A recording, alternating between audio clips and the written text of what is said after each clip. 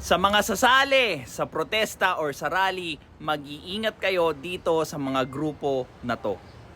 Yung bandila ng Makabayan Black, Kabataan, Panday Sining, Gabriela at kung ano-ano pa. Mag-iingat kayo dahil hindi nyo yan kakampi. Ginagamit lang nila yung sitwasyon or yung magulong sitwasyon ng mga Pilipino or Pilipinas para gamitin yung emosyon natin towards doon sa issue ng korupsyon. But in reality, sila rin ang isa sa mga umaabuso sa mga Pilipino na walang alam sa kung paano sila gumalaw o lumaban. Hindi lahat ng sumisigaw sa kalsada ay kakampi nyo. Hindi lahat ng mga pinaglalaban nila ay pareho sa kung ano yung iniisip nyo.